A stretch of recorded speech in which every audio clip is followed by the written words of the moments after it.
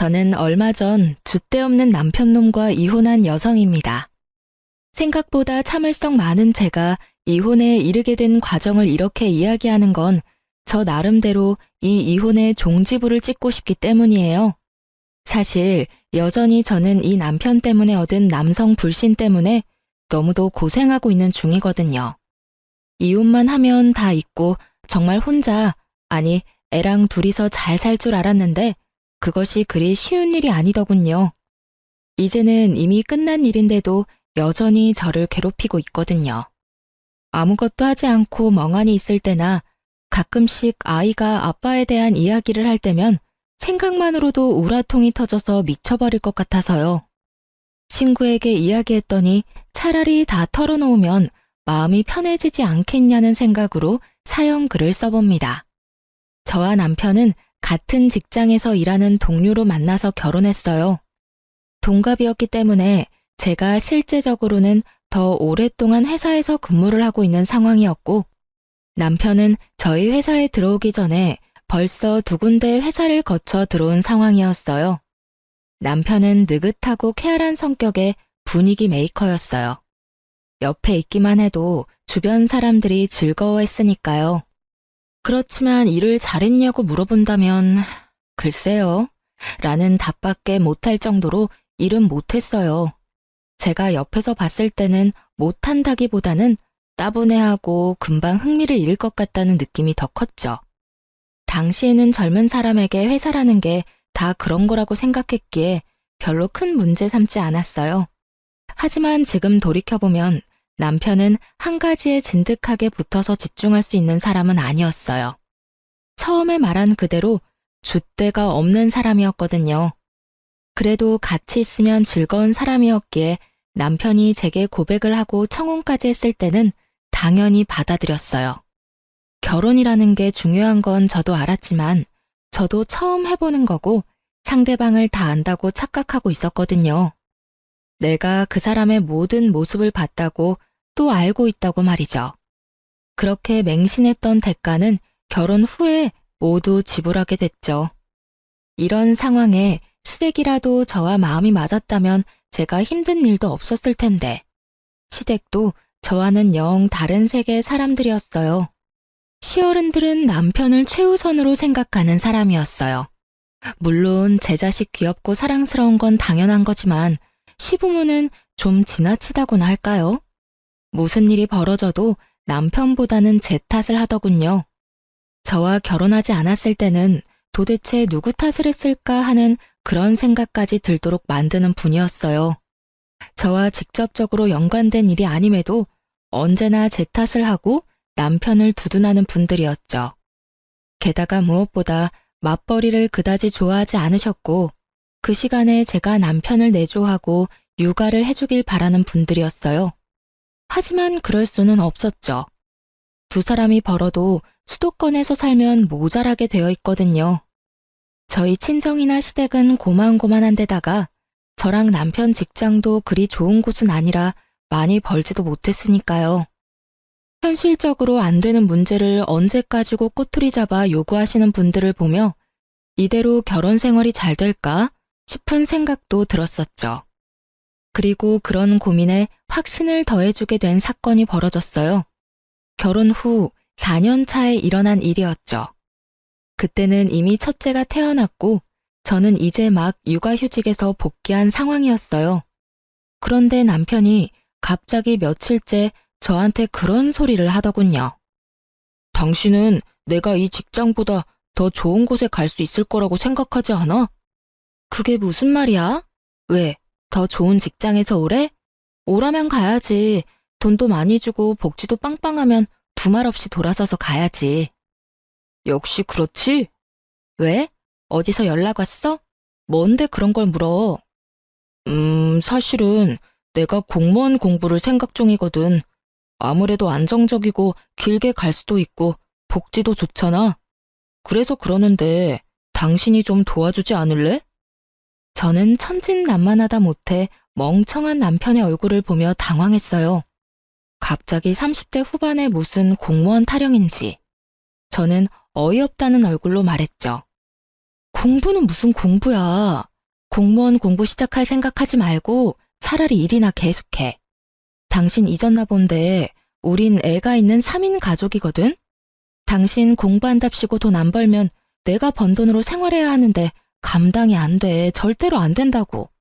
그러니까 절대로 허튼 생각하지 말고 지금이라도 생각 접어. 내가 가만히 생각해봤는데 나는 일반 회사랑 궁합이 안 맞는 것 같단 말이야.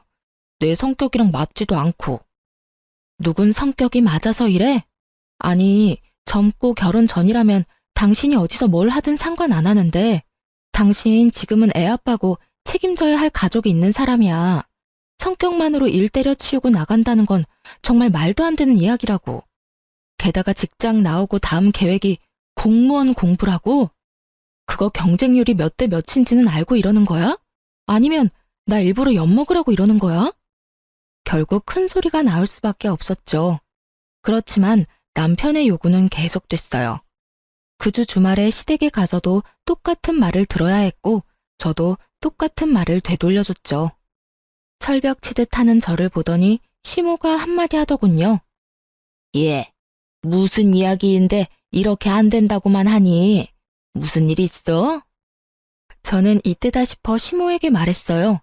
남편이 하려는 미친 짓거리들을요. 아무리 시모가 제 자식만 애정하는 사람이라도 이 나이에 공무원 공부가 말도 안 되는 일이라는 것쯤은 당연히 알고 있을 거라고 생각했으니까요. 이 사람이 직장 그만두고 공무원이나 한다잖아요. 지금 당장 붙을 수 있는 것도 아닌데 지금 시작하면 언제 합격하고 언제부터 이래요? 게다가 현실성도 없고. 지금 시기가 너무 안 좋잖아요. 혼자 버는 데다가 애까지 있는데 가장이 쉬면 남은 가족은 어떡하냐고요. 제 말을 듣던 시모의 얼굴이 이상하게 변하더니 제 예상과는 꽤 다르게 상황이 흘러갔어요. 넌 어떻게 마누라가 돼서는 남편 생각을 그렇게 몰라줘? 남편이 큰 뜻을 품었으면 당연히 지원해줘야 하는 거지. 그걸 혼을 내고 있어? 그리고 너 일하잖아. 매번 일하는 거 자랑으로 생각하면서 내가 그만두고 내조하라고 할 때도 절대 일 그만 안 뒀잖니. 그러면 네가 벌어서 살림하면 되는 거 아니니? 왜 자꾸 애를 잡아? 시모의 그 말에 한마디 해주고 싶었지만 쪽수로 밀리니 어쩔 수 없더군요. 남편을 믿는 마음은 눈꽃만큼도 없었지만 남편의 공부를 허락하기로 했어요. 그렇지만 다짐을 받았죠. 1년 안에 안 될 것 같으면 포기하라는 것과 남편이 돈을 벌지 않으니 최대한 아껴 쓰라는 것까지요. 그랬더니 남편이 좋아서는 당장 퇴사하고 공무원 시험 교재를 사러 가더군요. 그렇게 남편의 수험 생활이 시작됐어요. 나이가 있으니 외우는 것도 어려운 일이었고 외웠다 하더라도 다른 일 잠깐 하면 까먹기 일쑤였죠. 솔직한 말로 1년 안에 공무원 안 되면 남편을 다시 취직시키고 엄청 갈굴 생각으로 참고 있었어요. 그런데 며칠 뒤에 뜬금없이 시모에게 전화가 왔어요. 저는 당시에 일하고 있는 와중이었고 전화를 아슬아슬하게 받을 수 있었죠. 네, 어머님. 무슨 일로 전화하셨어요? 야, 너는 어떻게 된 애가 남편 밥도 안 주고 나와? 저는 의아했어요. 밥을 안 주다뇨. 애 어린이집 보내기 전에 남편과 애 셋이서 아침을 먹었는데 말이죠. 어머님, 아침은 같이 먹고 나왔는데요. 점심 말이다, 점심. 지금 시간을 좀 봐. 애가 여태껏 아무것도 못 먹고 불쌍하게 굶기나 하고. 애초부터 이 결혼이 잘못된 거지. 남편한테 관심이 없는 여자랑 결혼을 해서 그래. 시모 말에 저는 두통이 오는 머리를 주먹으로 퉁퉁 두드렸어요. 시모가 우리 집에 갔을 리는 없고 가지 않았다면 답은 하나죠. 남편이 시모에게 밥 못 먹었다고 찡찡댔다는 거. 그리고 그 이야기에 시모가 전화와서 이런 어이없는 말을 하는 거고요. 어머님, 죄송하지만 저는 지금 회사에서 일하는 중이에요. 가까우면 모르겠지만 왕복 1시간이고요. 갔다 오면 제 점심시간이 없어지는 데다가 남편이 밥 차려 먹을 수 있도록 준비 다 해놓고 왔는데 갑자기 이게 무슨 소리세요? 그 사람 집에서 공부하고 있거든요? 집에 있는 사람이 밥을 해 먹어야지 어떻게 밖에서 일하는 사람이 집까지 가서 밥을 차려주고 나와요. 네가 준비를 해왔으면 왜 우리 아들이 나한테 전화와서 배고프다고 난리를 피우겠어? 그리고 우리 귀한 아들이 왜 혼자서 밥을 차려 먹어? 너는 손이 없니 발이 없니? 네가 나와서 당장 챙겨주고 와. 일한다고 생색내나 본데 일을 해도 남편 내조는 해야 할 거 아니야.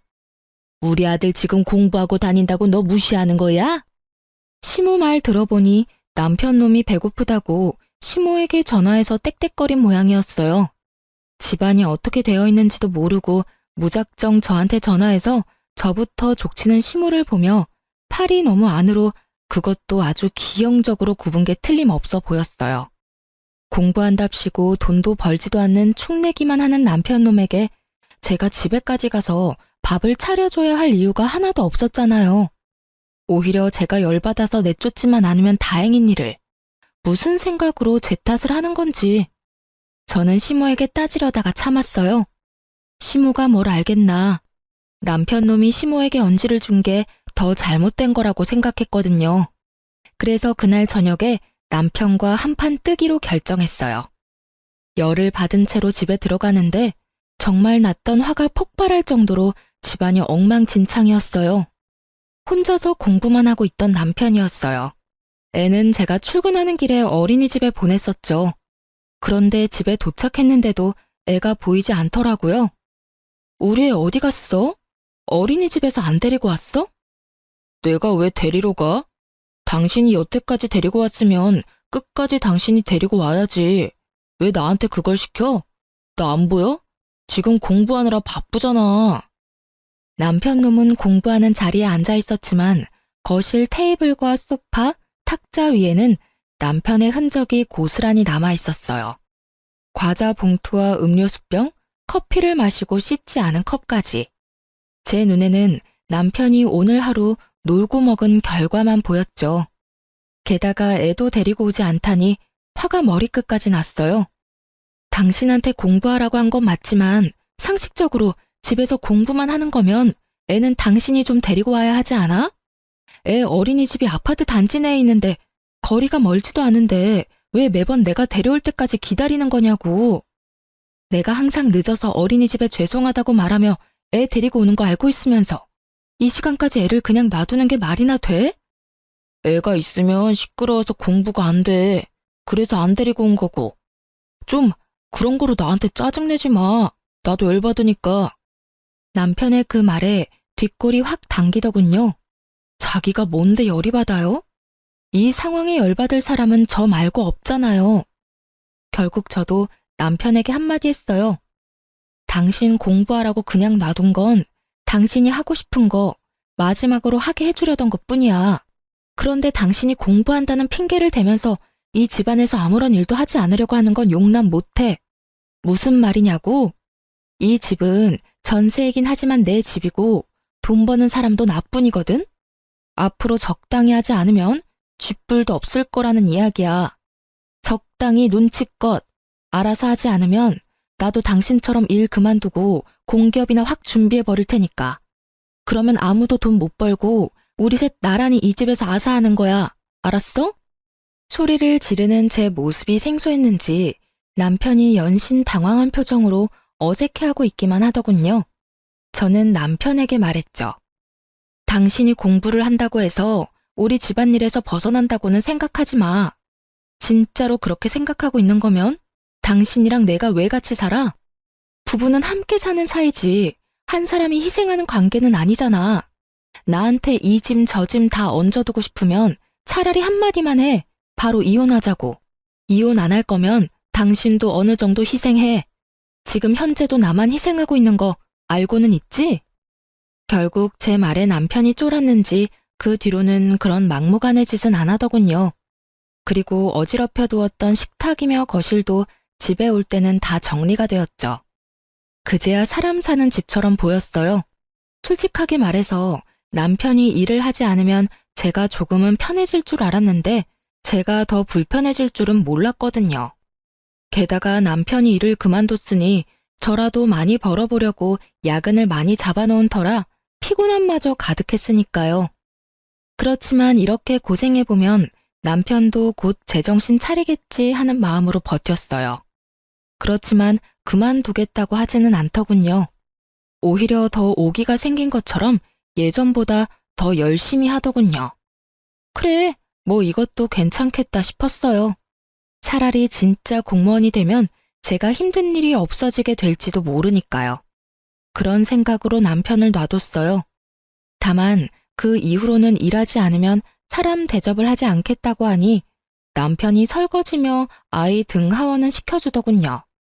이때가 가장 평온했고 별일 없는 날들이었던 것 같아요.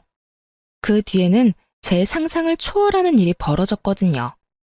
얌전히 공부만 하고 있을 거라 생각했던 남편이 어느 날은 제게 슬며시 다가와 한마디 툭 꺼내더군요. 나 직장 생활은 내 체질에 안 맞는 것 같아. 특히 다른 사람 밑에서 일하는 게 힘든데 다른 회사의 직원으로 가든 공무원으로 가든 내 위로는 다 내가 고개 숙일 사람밖에 없으니까. 그래서 이번에는 특별히 장사를 한번 해볼까 싶은데 어때? 저는 너무 당황했어요. 공부를 시작한 지 1년이 지나서야 그런 말을 하더군요. 당신 지금 공부한 지 1년이나 됐어. 장사라니. 그거 할 거면 공부는 뭐하러 한다고 그랬어? 1년이라는 시간을 투자했으면 뭐든 결과를 보고 결정해야 할 거 아니야.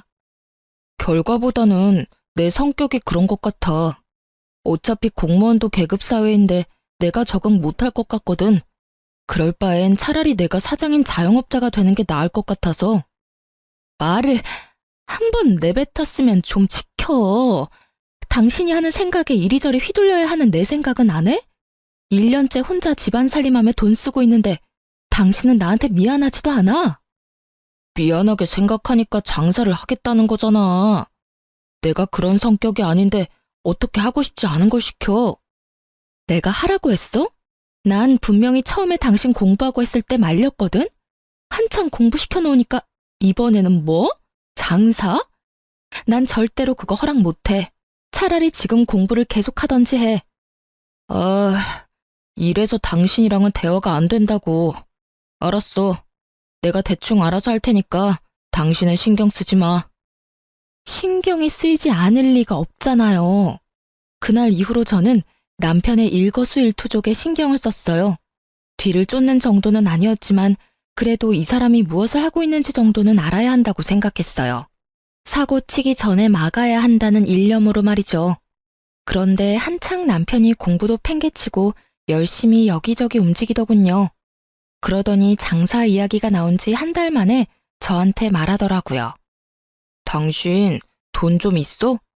나 꼭 필요한데 써야 하는데 좀 빌려줘. 나중에 2배로 갚아줄게.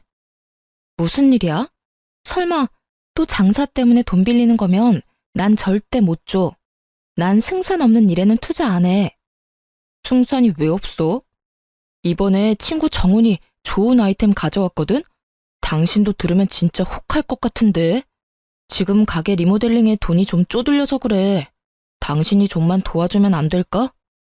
장사하는 거면 돈 안 준다고 했지. 그리고 벌써 일 다 버렸잖아. 게다가 동업?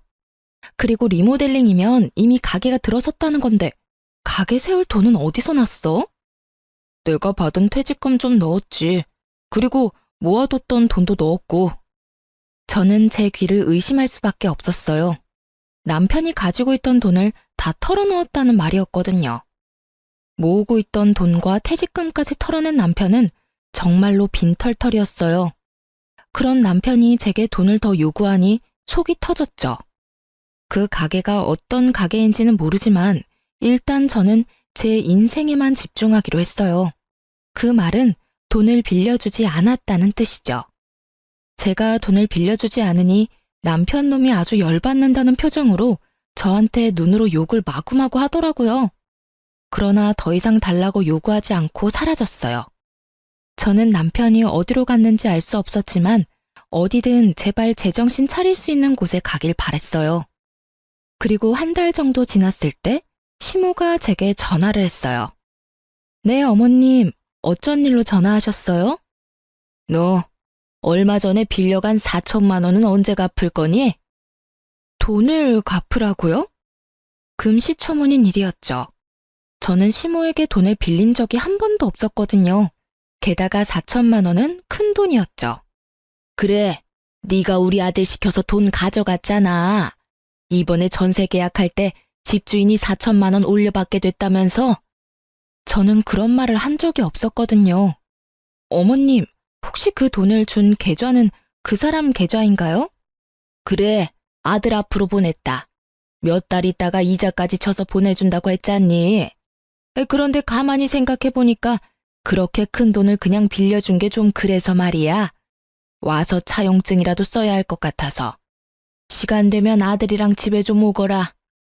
그제야 저는 지끈거리는 관자놀이를 열심히 주물러댔어요. 저한테 돈이 필요하다며 찡얼거리던 남편놈이 시모에게 제 이름 팔아서 돈을 빌렸더군요. 게다가 시모는 그 돈을 덥석 줘놓고는 저한테 돈이라도 떼일까 싶어 뒤늦게 차용증을 쓰자고 말하는 거였고요.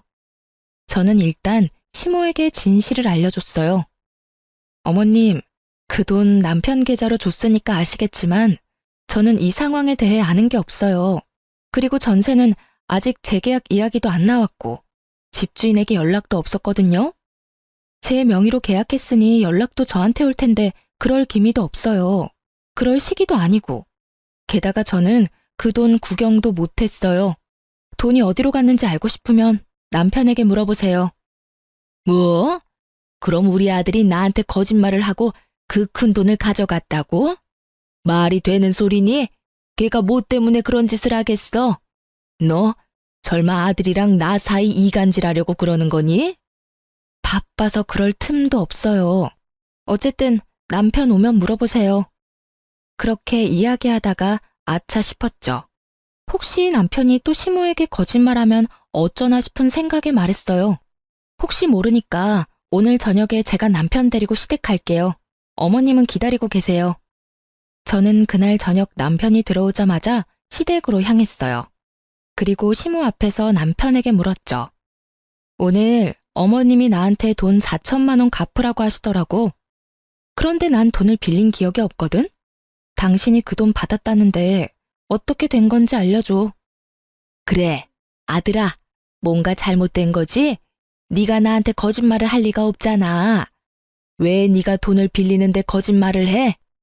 저와 시모의 물음에 남편이 당황한 얼굴로 어물쩍거리더니 한참을 꿈을 대다 말하더군요. 엄마, 사실 내가 장사 준비하고 있거든. 리모델링 비용이 모자라서 돈 좀 빌리려고 와이프한테 이야기했는데 와이프가 못 빌려준다고 하더라고. 그래서 엄마한테 빌린 거야. 역시 장사였어요. 하지 말라고 하는데도 끊임없이 돈을 갖다 바르는 걸 보니 정말 화가 머리끝까지 났지만 시모 앞이라 최대한 참으며 말했죠. 아무리 돈이 급해도 그렇지 마누라 팔아서 돈 마련하는 사람이 어딨어. 당신 혹시라도 그 돈 못 갚으면 나한테 책임 전가하려고 그런 거야? 그런 거 아니야. 그냥 빌려달라고 하면 안 빌려줄 것 같아서 그랬지. 당신도 나한테 무조건 안 된다고 안 빌려준다고만 했잖아. 남편의 생떼를 쓰는 소리에 저는 눈앞이 캄캄하더군요. 이게 책임감을 가진 가장이 할 소리인가 싶었죠. 그렇게 원하면 본인이 차를 담보로 잡아서 대출을 받든 자기 이름으로 신용대출을 끌어다 쓰든 방법이야 여럿이었을 텐데 고작 선택한 방법이 시모에게 마누라 이름 팔아 돈을 마련하는 거라니. 그런데 더 웃긴 상황은 이 다음에 벌어졌어요. 다 네 탓이네. 며느리 네가 우리 아들 길을 죽이고 다니니 애가 길을 못 펴고 우리한테까지 거짓말을 하게 됐잖아. 네가 뭔데 우리 아들을 괴롭혀. 그깟 돈이 뭐가 그렇게 소중해서 장사하겠다는 애를 못하게 막냐고. 그만 좀 하세요. 지금 이 사람 2년 동안 한 일이 뭐가 있는지 아세요? 그 귀한 시간 절반 넘게 공부한답시고 집에 틀어박혀서 제가 벌어다주는 돈으로 느긋하게 살더니 이제 와서 장사하겠다고 집에 있는 돈 다 가져가려고 하잖아요. 둘이 벌어도 모자란 판에 어떻게 혼자 벌고 있는 사람한테 돈 내놓으라고 하냐고요. 제가 뭐 어디 가서 가장 노릇하라고 했어요? 공부하고 싶다고 해서 공부시켜줬더니 시험은 합격도 못 해놓고 이제 와서 장사하겠다고 저러는데 어떤 마누라가 돈을 내놔요? 지금 당장 내 새끼 밥 해먹을 것도 걱정되는 판국에. 너 말 다 했니? 그러는 너는 여태껏 우리 아들이 벌어다주는 돈으로 편하게 살았어, 안 살았어? 네가 그런 소리 하면 안 되지. 너 돈 좀 번다고 생색내면서 그러는 거 아주 꼴 보기 싫어. 왜 우리 아들이 너한테 그런 대접을 받으면서 살아야 해? 그 말을 듣는데 정말로 하늘이 무너지는 기분이었죠. 편하게 살긴 누가 편하게 살아요? 제가 지금 편하게 사는 것처럼 보이세요? 일도 안 하는 남편 공부시키느라 애 등하원도 제가 하고, 애 밥 먹이는 것도 제가 하고, 집안일도 돈 버는 것도 제가 하는데, 그리고 어머님 말씀대로면 지금 당장 있는 돈 없는 돈 다 긁어모아서 남편 장사하는 데 넣어주고 우리는 길거리에 나앉아서 손가락이나 빨고 있으라 그 말이에요? 제가 적나라하게 말하자 그제야 시모가 눈치를 보더니 딱 잡아떼더군요. 내가 언제 그렇게 말했어? 넌 사람을 꼭 그렇게 이상한 사람으로 만들어야겠니? 그게 아니면 뭔데요? 제 말이 어머니 말이랑 뭐가 달라요? 집에 있는 여윳돈은 다 남편한테 갖다 바쳐라 이거잖아요. 일도 안 하고 집에서 쳐놀기만 하는 주제에 사고나 치고 다니는 남편한테. 말이 통하지 않는 시모와 눈치 보며 그저 여기서 벗어나길 바라는 싹퉁머리 없는 남편 놈을 보면서 저는 끓어오르던 화가 터져버렸어요. 됐어요. 이런 말 할 필요도 없네요. 당신, 이혼해. 줏대없는 당신 때문에 고생하며 여기까지 왔는데 더는 못하겠어. 내가 왜 이런 취급 당하면서까지 당신하고 같이 살아야 해? 애는 내가 데리고 살 거니까 당신은 당신 원하는 대로 공부를 하든지 장사를 하든지 마음대로 해. 제 이혼 이야기에 남편은 당황해서 변명부터 하기 바쁘더군요. 이혼? 갑자기 웬 이혼이야? 장사 한번 하겠다는데 이혼하는 건 너무한 거 아니야? 나한테도 시간은 줘야지. 난 그 시간 못 기다려. 솔직하게 말해서 지금도 싱글맘 기분이야. 이혼을 안 하면 사고 많이 치는 애랑 어린애 둘을 키우는 기분일 거고, 이혼하면 그냥 어린애 하나 키우는 기분이겠지. 그러니까 이제 그만하자. 당신 진짜 이럴 거야? 솔직하게 말해서 당신만 이혼하고 싶은 건 줄 알아? 내가 하고 싶은 말이었어. 그래도 당신 고생한 거 알고 있으니까 여태껏 내가 참은 거지. 뭘 참았는데? 네가 도대체 뭘 참았다고 네 입에서 이혼 이야기가 나와. 결혼해서 마누라 고열 빨아가며 열심히 놀았으면서 당신이 뭘 참았는데? 내가 한 잔소리가 그렇게 듣기 싫었어? 당신이 정상적으로 직장만 다니고 있었어도 내가 그랬겠어? 와, 내가 이런 남자랑 결혼했다니 진짜 최악이다, 최악. 그래, 당신도 이혼하고 싶었다니 다행이네. 질질 끌고 할 필요도 없이 깔끔해서 좋겠어. 이런다고 내가 무서워할 줄 아나 본데 당신이나 후회하지 마라. 여태껏 나 깔본 거 생각하니까 더 열받네. 줘, 이혼 서류. 지금 당장 작성해서 줄 테니까. 그래, 아들. 잘 생각했어. 이런 여자가 남편 잡아먹는 년이야. 세상 천지에 반이 여자고 우리 아들 내조 잘해줄 여자도 어딘가에는 있을 거다. 처음부터 이런 여자인 걸 알았으면 결혼을 허락하지도 않는 건데. 시모의 응원의 말에 힘입었는지 결국 남편놈은 그 자리에서 이혼 서류를 작성하더군요. 이혼 서류는 제가 가져온 거였어요. 솔직하게 말해서 이혼할 마음으로 들고 왔다기보다는 이걸 보면 남편놈도 제정신 차리지 않을까 싶어서 가져온 건데 아예 반대 결과가 나타나 버렸죠. 남편놈이 그걸 작성하는 걸 보는데 괜스레 화가 더 치밀어 오르더군요. 왜 지가 더 속 시원해하고 기세등등한지. 나중에 나 잘되고 나서 애 앞세워서 찾아오지나 마. 뭐래? 웃기고 앉았네. 돈이나 벌고 그런 말 하는 게 어때? 지금 당장 돈 10,000원도 못 버는 인간이 허세는? 결국 그렇게 저는 이혼 서류를 냈어요. 소송을 하게 되겠지만 제게 불리할 거라고는 생각지 않았어요. 그만큼 남편의 행동은 정말 최악이었으니까요. 그리고 제가 불리한 판결을 받는다 해도 저 남자와는 더 이상 엮이고 싶지 않았거든요. 서류를 내고 남편은 2주 뒤에 집을 나가기로 결정했어요. 원래 우리가 살던 집은 제가 결혼 전부터 살고 있던 전셋집이었고 계속 계약을 갱신해오고 있었으니 제 명의로 되어 있었거든요. 남편의 지분이 조금도 없으니 나가야 할 사람은 남편 혼자였으니까요. 어차피 시댁으로 들어간다기에 짐을 조금씩 옮기고 있었죠. 그런데 서류 내고 일주일 정도 뒤부터 남편 놈이 초조해하며 제 눈치를 보기 시작하더군요. 저는 관여하고 싶은 마음이 조금도 없었기에 아예 모른 척 했어요. 그런데 모른 척해도 들리는 걸 듣지 않게 막을 방법은 없잖아요.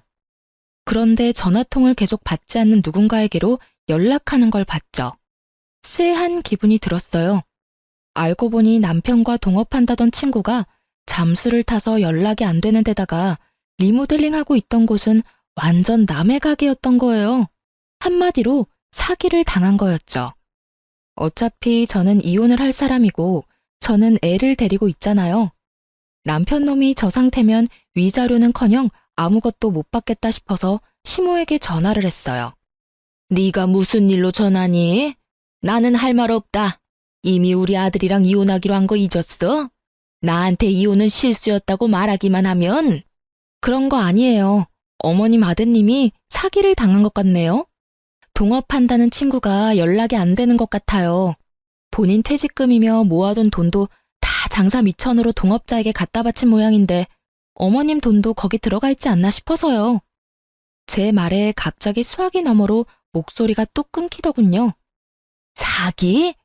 넌 도대체 뭘 했길래 남편이 사기를 당하도록 만들어? 엉망진창으로 해놓고 이혼하면 너 혼자 도망가겠다는 거랑 뭐가 달라? 설마 이럴 거 알고 이혼하자고 한 거니? 사기 당할 걸 누가 알겠어요. 그리고 저는 애초에 장사하는 걸 반대했던 사람이라고요. 무슨 말만 하면 다 제 탓을 하시는데 이렇게 된 건 어머님 탓이 제일 크잖아요. 아들이 허튼 짓 하는 것 같으면 부모가 말리든지 타이르든지 해야 하는데 어머님 뭐라고 그러셨어요? 며느리가 남편 이겨먹으려고 한다고 남편 하고 싶은 대로 못하게 한다고 엄청나게 혼내셨잖아요. 그때 막았으면 이런 꼴 받겠어요? 그러면 어쩔 수 없지. 네 전세금 빼서 나한테 갚아. 나는 그 돈 무조건 받을 거니까. 전세금은 오로지 제 돈이라서 그렇게 못하죠. 그리고 돈 빌린 사람이 따로 있는데 왜 저한테 그러시는지? 저는 그 돈 구경도 못 해봤고 어차피 법원에서 금융기록 확인하면 남편한테 흘러가서 남편이 동업자한테 준 거 다 확인될 거예요. 그리고 와이프랑 자식 방임한 건 남편 책임이니까 그에 대한 위자료는 아마 제가 받아야 할 거고요. 남편이 못 내면 저도 법적으로 할 수 있는 조치는 다 취할 거예요. 그러니까 앞으로 아드님 고삐 잘 쥐고 있으시라고요. 제 말에 시모는 놀랐는지 대답을 못 하더라고요. 결국 그날 남편은 시모에게 불려갔고 집에 왔을 때는 시부모에게 몇 대 맞았는지 제대로 털린 얼굴로 돌아왔더군요. 그러면서 저한테 한마디 하더라고요. 당신이 우리 엄마한테 나 사기당했다고 말했어? 왜 그딴 말을 해? 누가 사기를 당했다고? 동업자한테 돈을 다 넘겼는데 동업자가 연락이 안 되고 리모델링 중이라던 가게가 실제로 다른 주인이 있었던 거면 그게 사기지. 당신은 그게 사기가 아니라고 생각해? 그래서 내가 미리 이야기했잖아. 장사 쉽게 보지 말라고.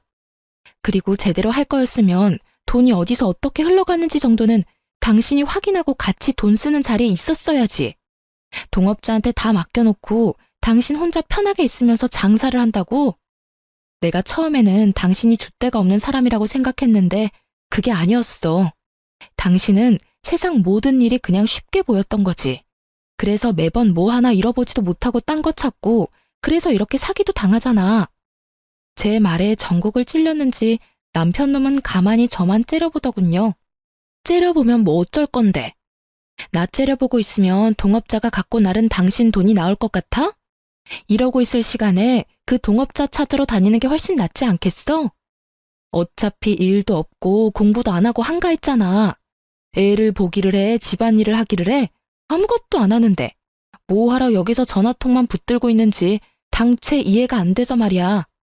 그리고 말해두는데 나는 어떻게 해서든 내 목 다 받아낼 거야. 그러니까 당신도 그렇게 생각하고 있으라고. 대충 어영부영 넘어가는 건 절대 없을 거니까. 구구절절 다 맞는 소리를 하니 뭐라 말하지도 못하고 여기서 더 싸웠다가는 오히려 이혼에 더 불리해질 것 같으니 남편 놈은 조용히 화를 삭히더군요. 만약 사기당한 화를 저한테 다 쏟아냈으면 저도 참지 않고 완전 맞받아칠 작정이었는데 그렇게 되지 않고 끝났어요. 남편 놈은 그날 저녁에 바로 남은 짐을 다 싸서 시댁으로 갔죠. 그렇게 저와 남편은 이혼이 법적으로 정리될 때까지 사적으로 연락하지 않았어요. 그리고 이혼하고 나서 남편 놈의 근황을 듣고는 이혼 참 잘했다는 생각을 했어요. 전 남편은 시댁에서도 밥만 축내며 지냈다고 하거든요. 의욕도 없고 의지도 없고 인연을 내리 놀아서 회사 생활에 아예 흥미를 잃은 전 남편이 시부모 눈에도 아주 밉보였나 보더군요. 하긴 결혼시켜서 밖에 내놓았을 때는 가까이 있지를 않으니 귀하고 자랑스러운 내 자식이겠지만 집에서 저렇게 철없는 아들을 보고 있으면 어느 부모가 화가 안 나겠냐고요.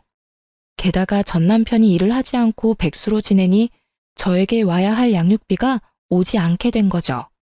제가 매번 남편에게 양육비 달라고 하면 전 남편은 시부모에게 돈 좀 붙이라며 시부모에게 떠맡기기 바빴거든요.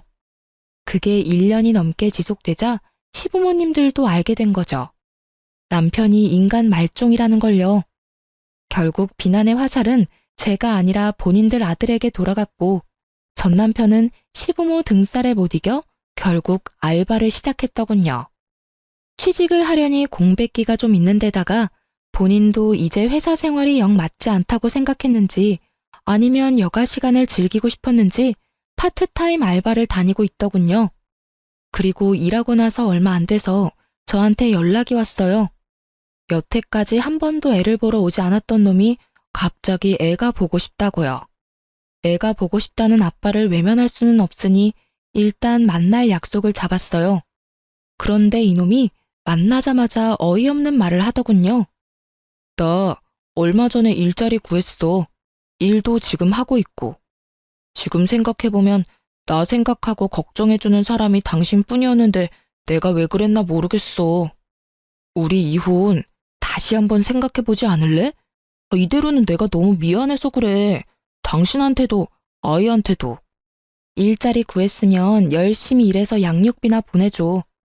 나는 당신하고 다시 좋은 마음으로 살 자신이 없거든.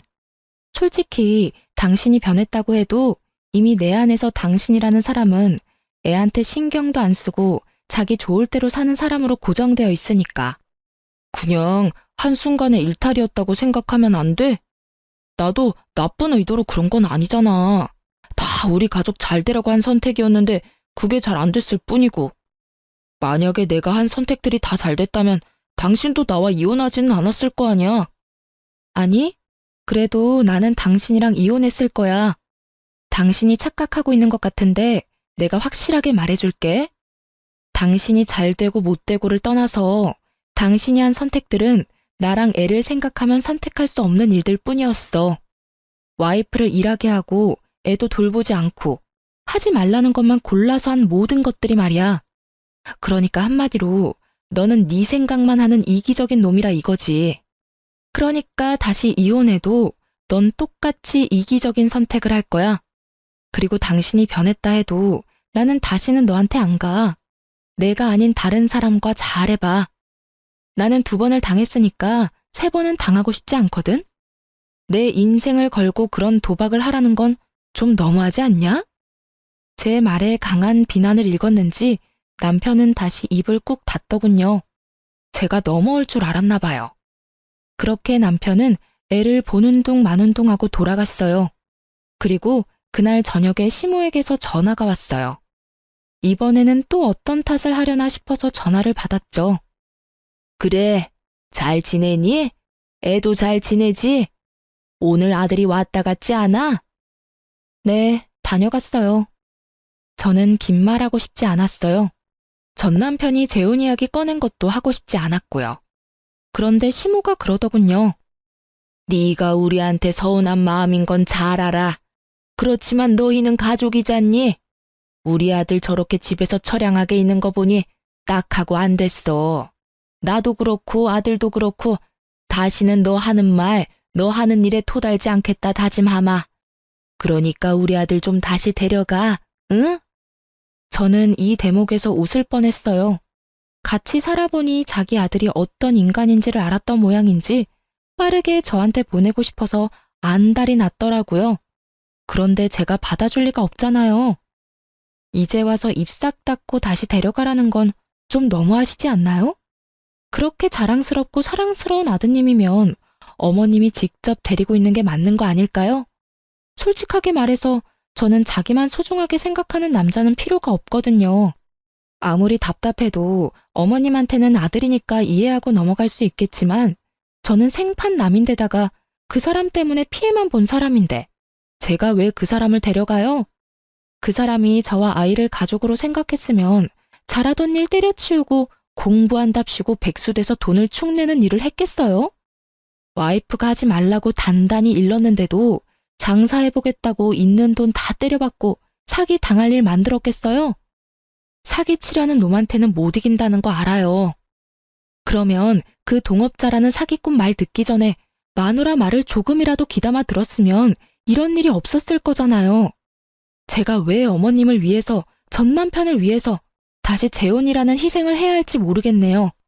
그냥 아드님 옆에 계속 데리고 사세요. 저는 사고만 치고 가정에는 충실하지 않은 이기적이고 줏대없는 남자는 필요 없거든요. 저는 제 할 말만 하고 전화를 딱 끊어버렸어요. 이 얼마나 뻔뻔하고 계산적인 사람들인지. 아무리 봐도 자기가 감당 못할 것 같으니까 저한테 다 넘기려는 수작이잖아요. 게다가 전 남편도 시모보다 더 답이 없는 놈이죠. 이혼할 때 그렇게 기세등등하게 큰 소리 쳤잖아요. 잘 되고 나서 애 앞세워서 찾아오지 말라고요. 그 짓을 지가 지금 하고 있는데 제가 받아줄 거라 생각한 게 웃기지 않나요? 그 이혼 직전의 인연은 제 인생의 암흑기와 마찬가지예요. 그때를 생각하면 진짜 자기 혐오에 빠질 정도거든요. 그래도 어떻게든 너무 늦지 않은 시기에 빠져나와 천만 다행이라고 생각하고 있어요. 실은 전 남편이 공부를 한다고 했을 때부터 이혼을 해야 하나 싶은 마음이 있었던 것도 사실이고 그때 이혼을 했다면 제가 그만큼 고생할 일도 없었겠죠. 하지만 그 당시에는 그 사람을 한번 믿어보고 싶은 마음이 있었던 건지도 몰라요. 물론 배신당했지만요. 그랬기에 두 번째에는 더 늦기 전에 이혼할 수 있었던 것 같아요. 이렇게 사연글을 통해서나마 제 이혼을 털어놓고 나니 마음에 마침표가 찍혀진 기분이네요. 저와 이렇게 어울려주신 분들께 감사드립니다. 좋은 일로 다시 글을 써볼 기회가 있었으면 좋겠네요. 들어주셔서 감사합니다.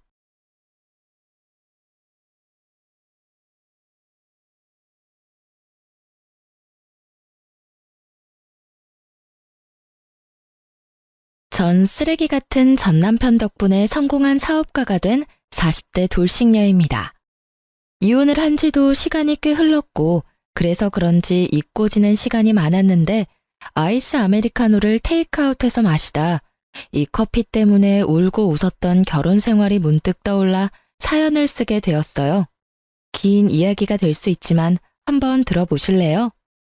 저와 남편은 같은 회사에 다니고 있었어요. 전 신입사원이었고 남편은 팀장님, 나이 차이는 9살이나 났었죠. 그때 제 나이가 26살, 그야말로 꽃같은 나이였는데 제가 미쳤었죠.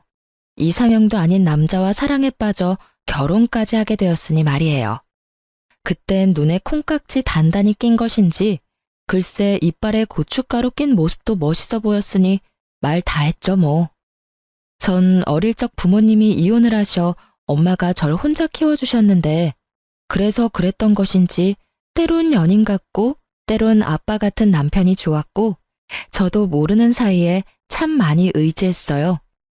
가끔 어쩔 수 없이 세대 차이가 느껴지긴 했지만 그 정도는 사랑으로 충분히 극복을 할 수 있었습니다. 극복할 수 없는 건 다른 곳에서 생겨났어요. 전혀 예상치 못한 곳에서요. 3년 연애하고 결혼을 한 저희 부부는 남편의 나이가 있으니 임신을 서둘렀고 예상보다 빨리 임신에 성공했어요. 문제는 그만큼 쉽게 유산도 되더군요.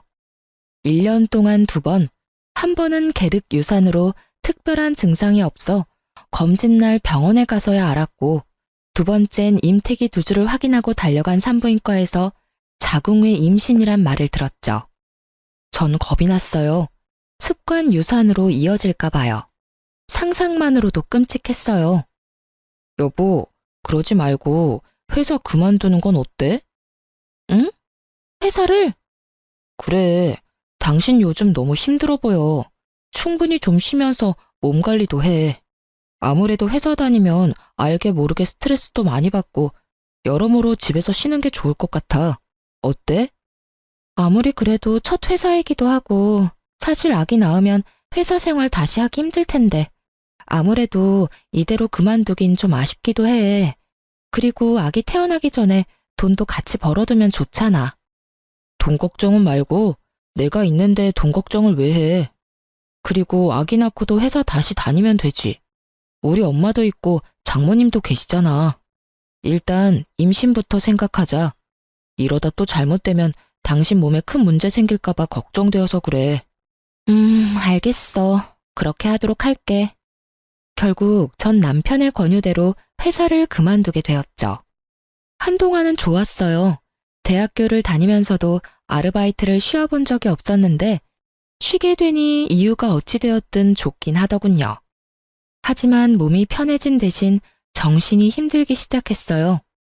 남편은 생활비를 주는 대신 저에게 맘 편히 쓰라며 체크카드를 주었는데 그게 화근이었죠. 처음엔 10만 원, 그 다음엔 5만 원. 그렇게 시작된 연락은 어느새 카드를 긁을 때마다 오기 시작했습니다. 여보, 택시 탔어? 방금 문자 왔던데? 오늘 엄마 집에 간다고 했었잖아. 엄마가 반찬 챙겨줬는데 너무 무거워서 택시 탔어. 버스 정류장까지 거리 꽤 되는 거 알잖아. 그 무거운 걸 들고 갈 자신이 없었어. 그렇다고 기껏 싸주는 음식 버스 못 탄다고 두고 올 수도 없고. 왜? 아까워? 아니, 생전 택시 안 타는 사람이 택시 탔다고 문자가 오니까 무슨 일인가 해서 연락했지. 생전 택시 안 타는 사람은 개뿔? 여보, 나도 택시 편한 거 잘 알고 택시 참 좋아라 했어. 그런데 당신이 이렇게 눈치를 주는데 어떻게 택시를 타고 다녀? 눈치를 주긴 눈치 보지 말라니까. 편하게 써, 편하게. 난 그냥 혹시나 카드 분실한 건 아닌가 해서 연락해봤어. 여보, 진짜 눈치 주는 거 아니니까 편하게 써. 눈치란 뜻을 모르는 것인지 남편은 눈치 보지 말라면서 행동은 달라지지 않았어요. 내가 벌어 내가 쓰는 자유로운 소비 생활을 하던 예전과는 달리 남편 돈으로 하는 생활은 생각보다 더 힘들더군요. 이렇게 눈치가 보이다 보니 친구 한 명 만나는 것도 참 그렇더라고요. 아무래도 만나게 되면 어쩔 수 없이 돈을 쓰게 될 테고 그렇게 되면 또 전화가 올 테니까요. 무슨 연유로 쓰게 됐는지 설명을 하면 그만이지만 그 설명하는 것도 어느 순간 싫더라고요. 그렇게 친구들과 만남을 피하던 어느 날, 제일 친한 친구가 집 근처라며 만나자고 연락이 왔습니다. 집 바로 코앞이라는데 그것마저 거절하기가 좀 그렇더군요. 거기에다 남편의 눈치 때문에 스트레스도 많이 쌓였던 터라 이참에 수다나 떨며 스트레스나 풀고 오자 싶었어요. 그렇게 친구를 만났고 친구는 제 얼굴이 안 됐다며 몸보신을 시켜주겠다고 하더군요. 장어집에 왜 소고기까지 파는 것인지 친구는 장어의 소고기에 닥치는 대로 시켰고 계산할 때 보니 10만 원을 훌쩍 넘겼더라고요. 처녀 때라면 친구가 사준다고 했어도 더치페이를 했겠지만 지금은 계산대에서 한 발 물러서 있는 제가 얼마나 비참하던지. 그런 제 마음을 눈치챘는지 친구가 커피는 저보고 사라고 하더라고요. 전 알겠다며 친구와 커피집으로 향했고 친구는 일부러 브랜드도 없는 테이크아웃 전문점으로 절 이끌더라고요. 아무 말 하지 않아도 제 상황을 다 알아채주고 이해해주는 친구의 배려에 눈물이 왈칵 쏟아질 뻔했어요. 한 잔에 1,800원, 아직도 기억합니다. 두 잔에서 3,600원. 정확히 3,600원을 결제하고 10초도 지나지 않았는데 남편에게서 전화가 오더군요. 일은 안 하고 휴대전화만 들여다보고 있는 것인지 빨라도 그렇게 빠를 수가 없었어요. 여보세요? 당신 오늘 외출한다는 말 없었잖아. 누구 만났어? 커피 마시는 것 같던데. 하, 혜정이 만났어. 나랑 제일 친한 친구. 혜정이가 내 얼굴이 안 좋다고 비싼 점심 사줘서 내가 커피 한 잔 사줬어. 그것도 안 돼? 아니, 난 오늘 나간다는 말 없었는데 갑자기 승인 문자가 오니까 혹시나 해서. 그래, 좋은 시간 보내다 들어가. 그놈의 혹시나 해서. 정말 혹시나의 히읗자만 들어도 치가 떨리는 지경이었어요.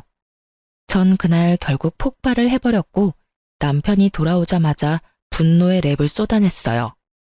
나왔어. 오늘 재미있게 놀다 왔어? 재미? 재미? 당신 같으면 재미가 있었겠어? 아니, 재미는 있었지. 정확히 내가 커피값을 결제하고 당신이 전화 오기 전까진 말이야. 당신은 일도 안 해? 아니, 회사에 가서 하루 종일 휴대전화만 들여다보고 있어? 어떻게 매번 그렇게 전화를 하냐고. 그러면서 뭐? 눈치 보지 말고 마음껏 쓰라고?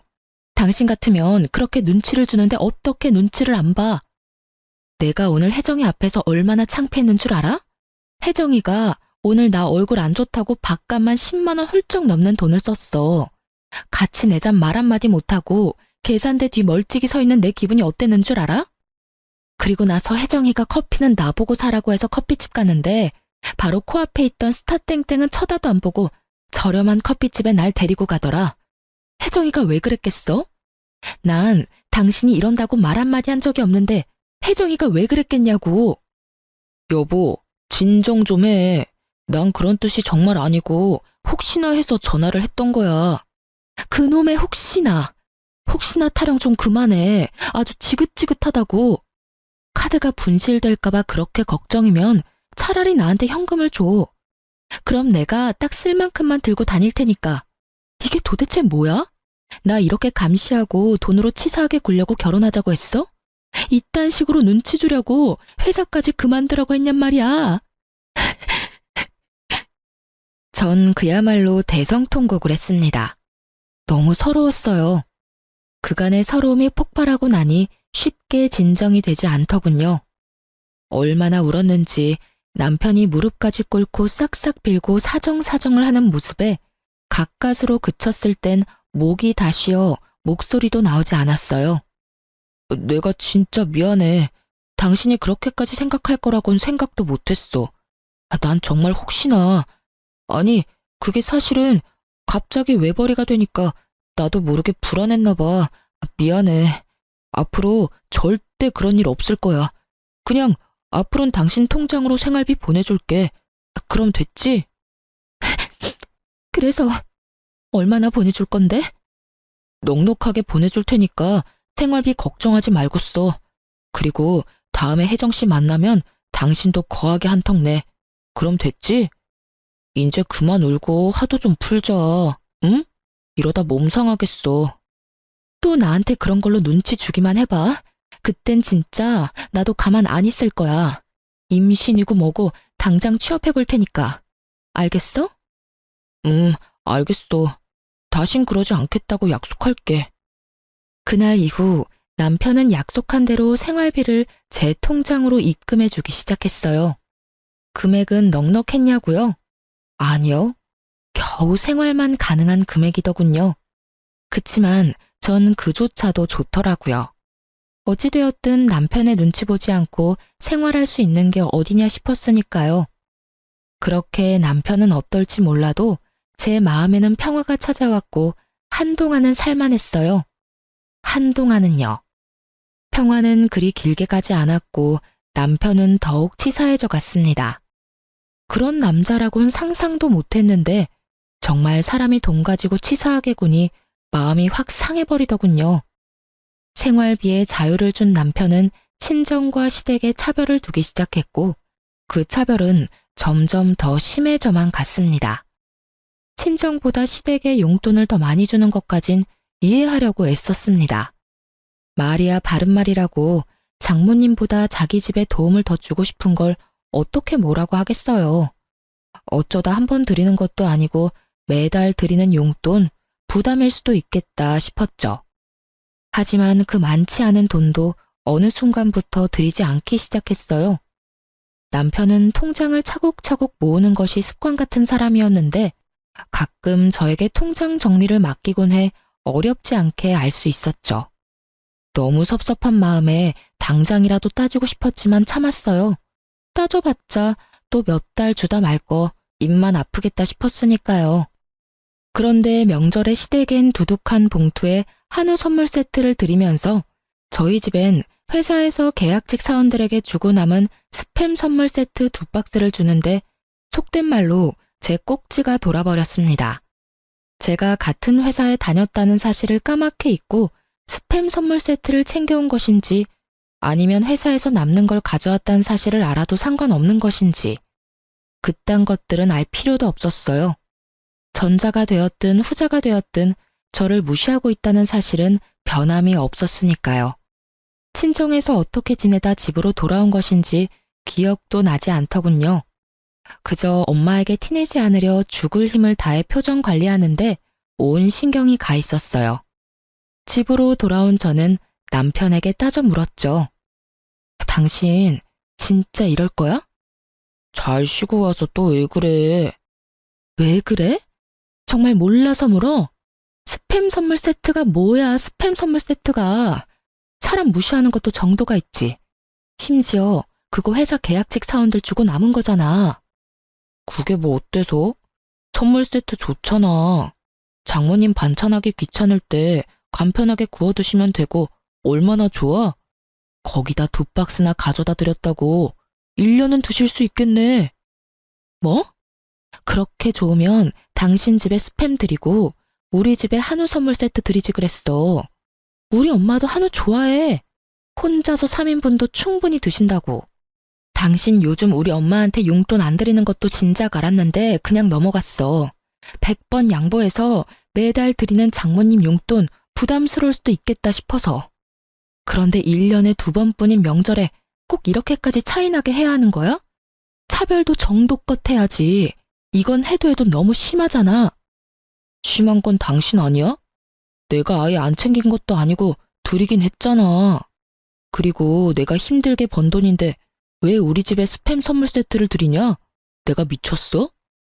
그리고 말이 나왔으니 하는 말인데 내 돈으로 내가 우리 집에 더 좋은 선물 사준다는데 그게 당신이 이러고 따질 일이야? 와, 당신 진짜 말 한번 뻔뻔하게 잘한다. 이러려고 나보고 회사 그만두라고 한 거야? 이렇게 돈 가지고 치사하게 굴려고? 당신 원래 이런 사람이었어? 이런 사람인 줄 알았으면 회사 계속 다녔을 거야. 아니, 애초에 당신이랑 결혼하지도 않았어. 나야말로 당신이 남편 등골이나 쭉쭉 빼먹는 여자인 줄 진작 알았으면 당신 같은 여자랑 결혼 안 했어. 이거 왜 이래? 지금 말 다 했어? 등골이나 쭉쭉 빼먹는 여자? 참, 내가 기가 막혀서. 남들이 들으면 쭉쭉 빼먹을 등골이나 준 줄 알겠어. 당신이 준 생활비론 관리비 내고 이것저것 요금 내고 나면 남는 것도 없어. 그 코딱지만큼 남은 돈으로 먹을거리 해내는 게 쉬운 줄 알아? 그 코딱지만한 돈도 못 버는 주제에 어디서 돈 타령이야? 하여튼 내 돈으로 내가 어느 집에 얼마만큼 해주는 것까지 상관하지 마. 알겠어? 뻔뻔한 것도 정도가 있지 말이야. 아, 진짜 사람 피곤하게 가지가지 한다. 도리어 큰 소리를 치는 남편을 보는데 할 말이 없더군요. 어쩌다 내 남편이 저렇게 변한 것일까? 아니, 애초에 저런 사람이었는데 내가 몰랐던 걸까? 별의별 생각이 다 들었어요.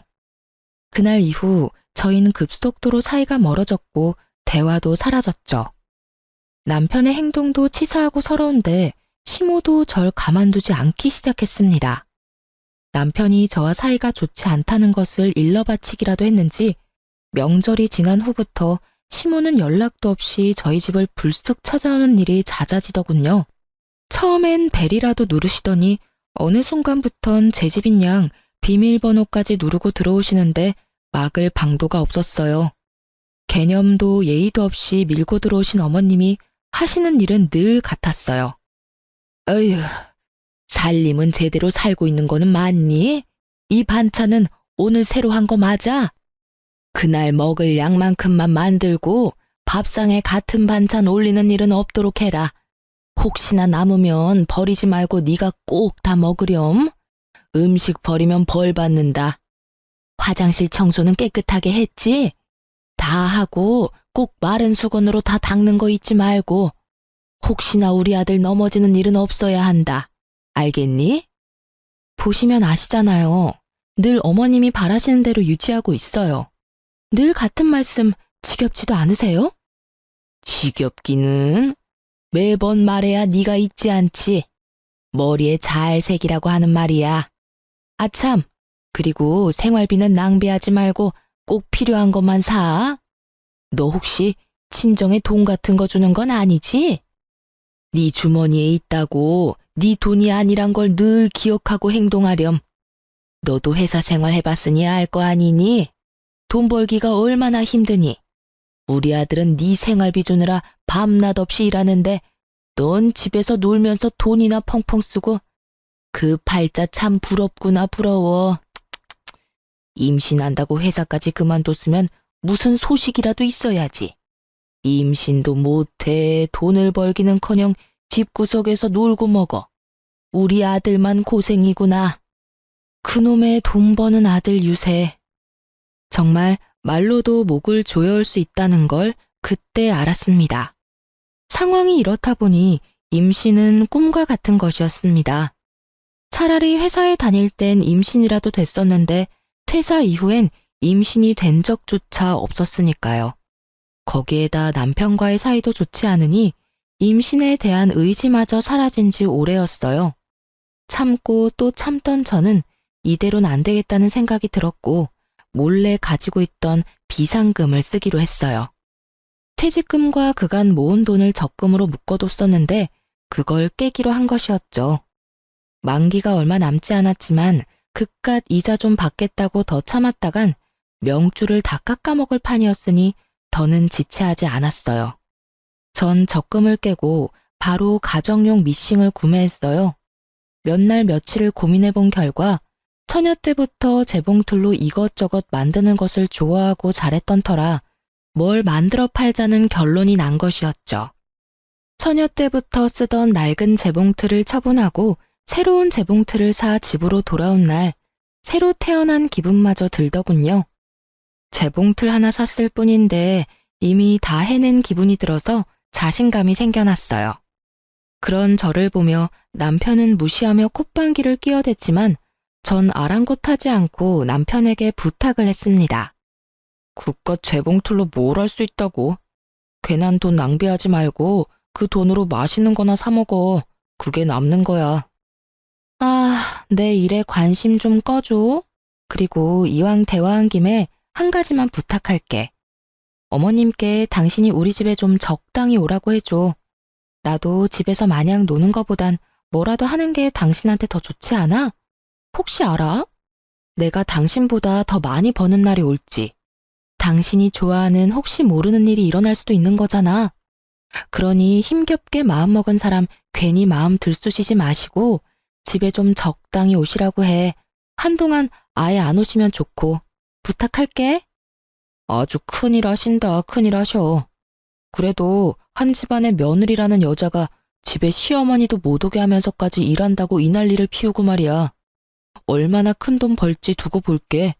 그나마 그 기계값이라도 건지면 다행이라고 본다마는. 여러분은 그 욕을 아시나요? 그 손가락 욕이요.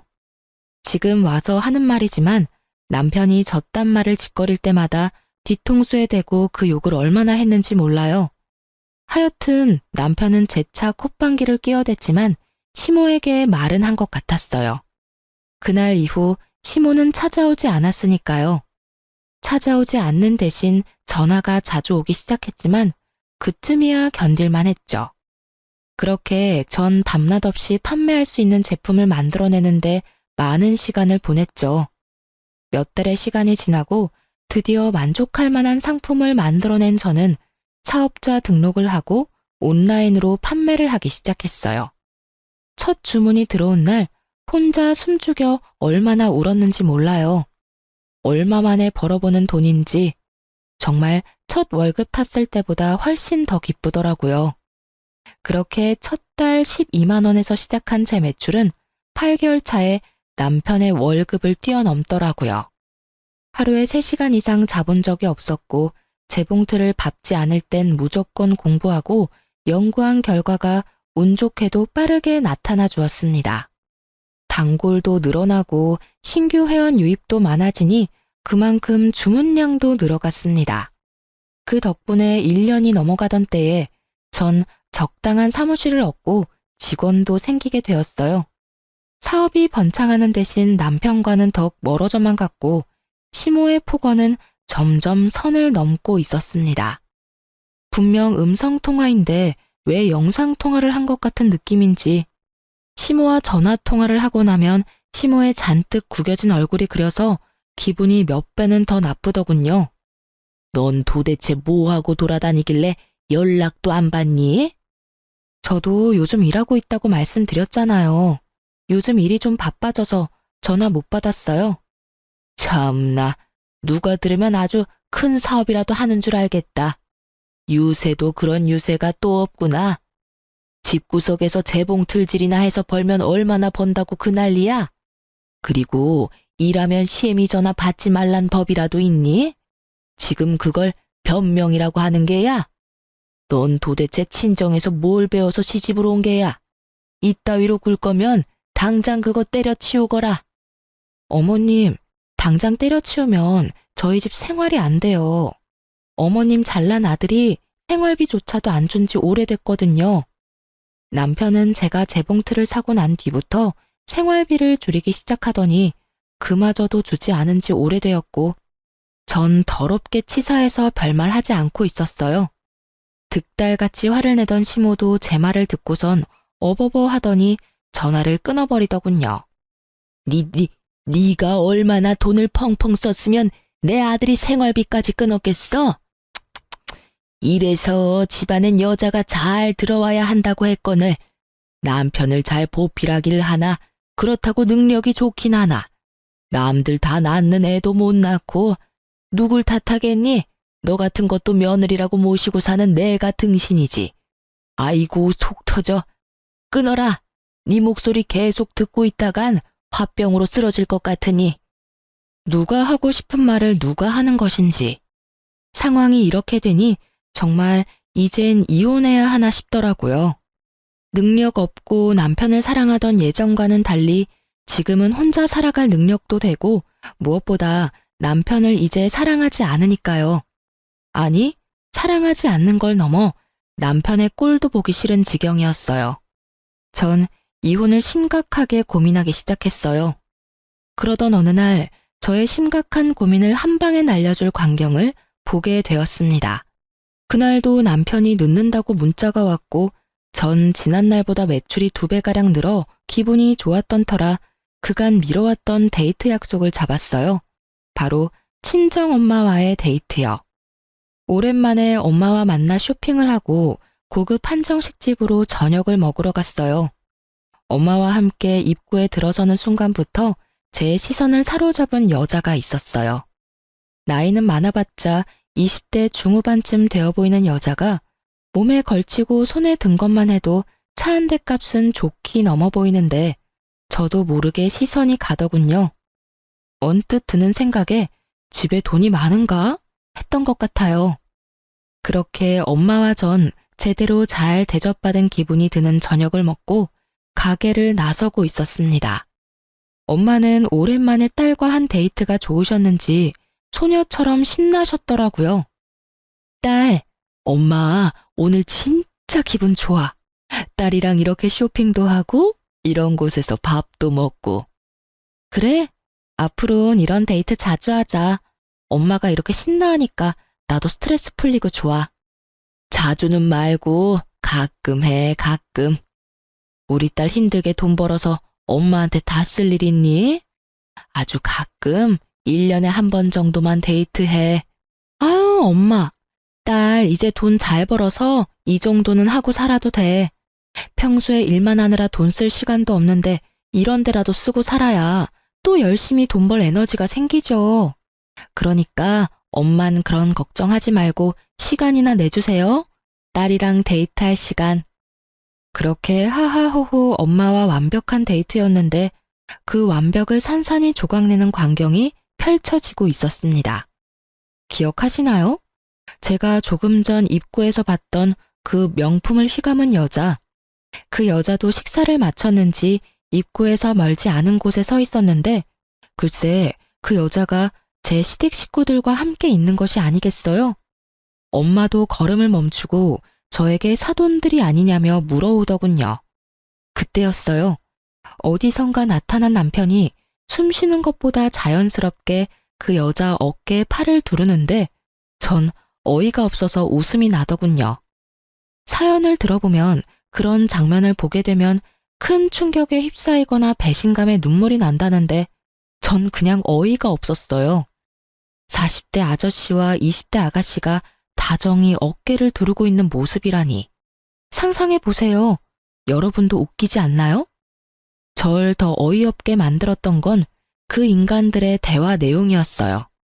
그 인간들은 당연히 저와 엄마가 그곳에 있는 걸 꿈에도 몰랐고 말인지 방귀인지 알 수 없는 대화를 이어가고 있었습니다. 다시 말하지만 엄마는 우리 새아가가 너무 마음에 드는구나. 아, 새아가라고 불러도 되지? 그럼요, 어머님. 편하신 대로 불러주세요. 그래, 하여튼 이 엄만 우리 새아가가 너무 좋구나. 어디서 이런 아가씨를 다 만난 게야? 이런 아가씨를 만날 수 있는 녀석이 왜 그런 년이랑 결혼을 해서는 이게 뭐니? 번거롭게 이혼해야 해. 우리 새아가는 이혼하는 너 기다려야 해. 엄마는 너 이혼할 동안 그런 년 계속 보고 살아야 해.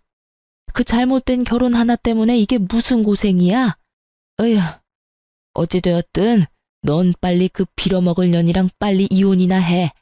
이혼하는 대로 우리 새아가와 서둘러 재혼하고.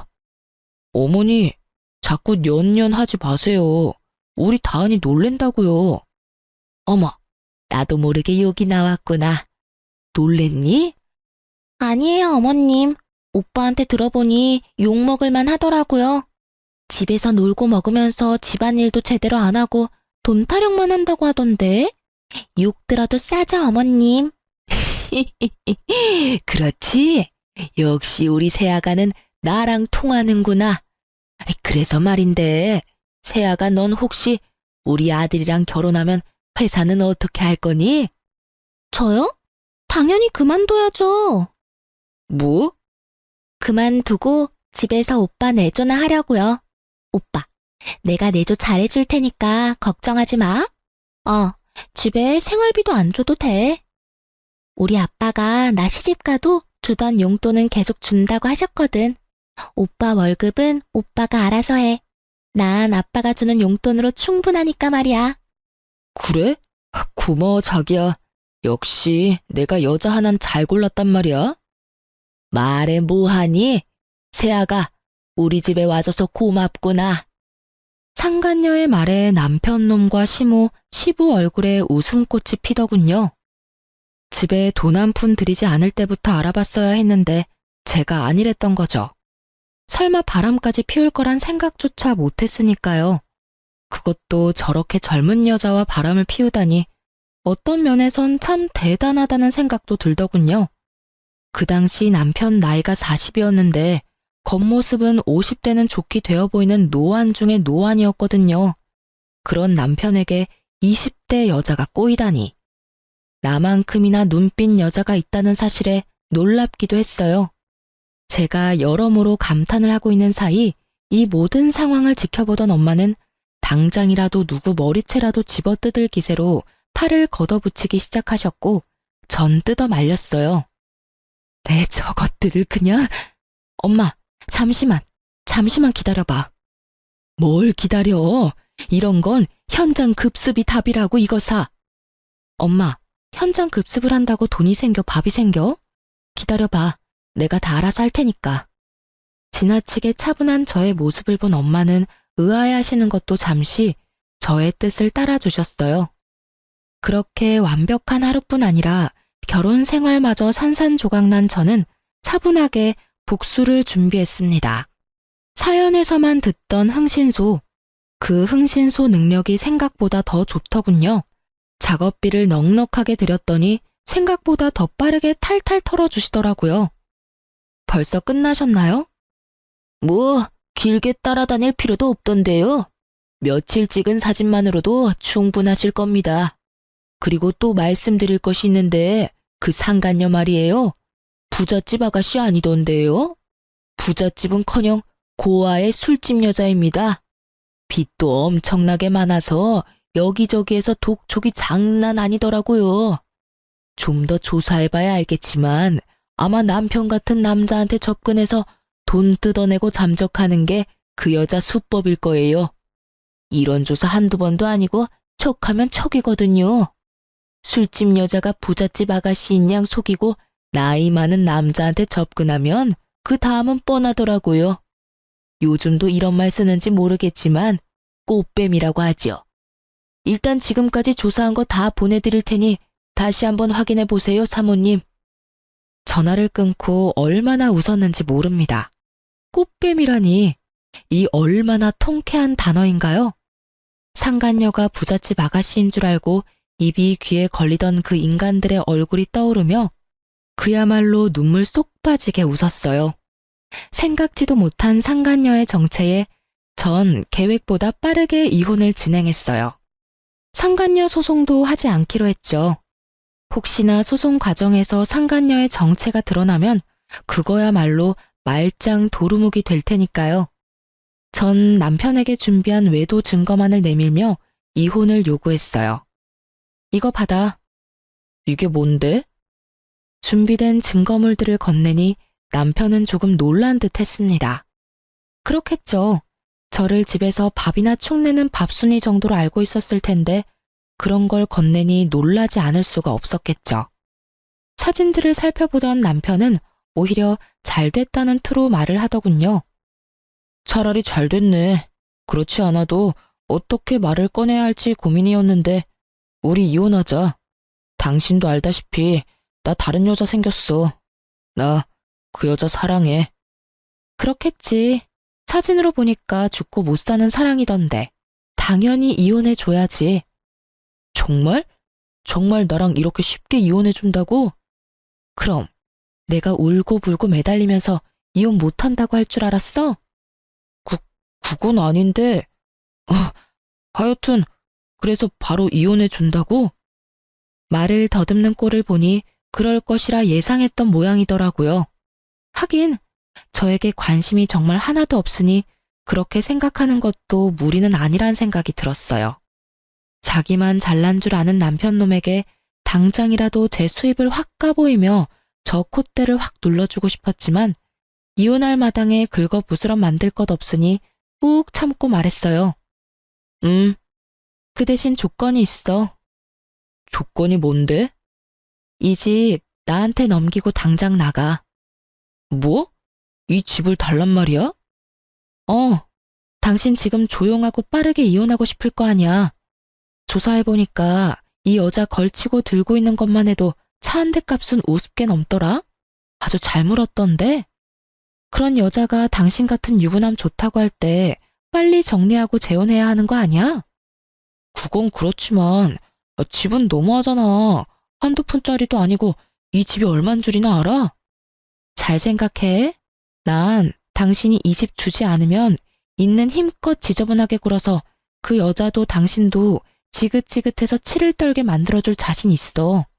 뭐 그러다 보면 회사에 소문도 퍼질 테고. 계산 빠른 당신이라면 이미 타산 나왔을 텐데. 어때? 이 집 정도면 싸게 이혼하는 거 아니야? 이 집만 주면 상간녀 소송도 안 할게. 나도 그 정도 양심은 있어. 남편은 잠시 고민하는 듯 하더니 이내 알겠다고 하더군요. 집 명의 이전을 하고 이혼을 마무리하던 날, 전 정말 쾌재를 불렀습니다. 이혼한다고 하면 다들 안쓰럽게들 보던데 전 정말 새로 태어난 기분이었어요. 이혼도 하고 집도 가지게 된 저는 차분히 기다렸습니다. 저를 버리고 택한 상간녀가 알아서 저의 복수를 다 해줄 테니까요. 전 흥신소를 통해 남편과 상간녀의 뒤를 꾸준히 밟고 있었고, 저의 구세주 상간녀는 전 남편과의 결혼을 요리조리 피하며 전 남편의 재산을 야금야금 축내고 있더군요. 저에게 체크카드 한 장 주고 그렇게 전화질을 해대던 전 남편 놈은 꽃뱀에 홀리긴 단단히 홀렸는지 차까지 사주더군요. 상간녀의 목표는 그것이 끝이 아니었는지 며칠 뒤에 명품 짝퉁 시계를 사주며 프로포즈했고, 남편 놈은 그 시계를 바라보는 눈에서 꿀이 떨어지더군요. 짝퉁인 줄도 모르고 침을 질질 흘리는 꼴이 혼자 보긴 너무 아깝더라고요.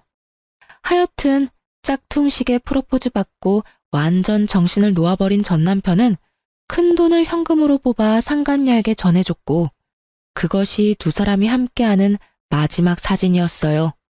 전 남편에게 큰 돈을 받은 상간녀는 그 돈으로 빚을 갚고 지방으로 잠적해버렸고, 전 남편은 그야말로 폐인이 되어버리더군요. 모르긴 몰라도 차에 돈다발까지 갖다 바쳤으니 그 대출금만 해도 어마어마했겠죠? 전 상간녀를 어떻게 할지 고민하다가 경찰에 신고해 숨은 위치를 알려줬어요. 전 남편만 아니라 사기당한 사람이 한두 사람이 아니란 걸 알고 있었던 터라 그냥 넘길 순 없었거든요. 아마 징역은 피할 길이 없을 것입니다. 받은 돈은 다 썼을 테고 돈 나올 구멍조차 이제 없을 테니까요. 그리고 까만 봉지에 소주를 사들고 가는 폐인 전 남편의 사진을 마지막으로 전 흥신소와의 인연도 끝이 났습니다. 굳이 제 손을 더럽히지 않고도 이렇게 통쾌한 복수했다는 사실에 참 많이 기쁘더군요. 통쾌한 복수만큼 제 사업도 참 통쾌하게 커가고 있었어요. 전 남편이 나락으로 가는 사이 작은 파우치로 시작했던 제 사업은 어느새 의류도 제작하기 시작했어요.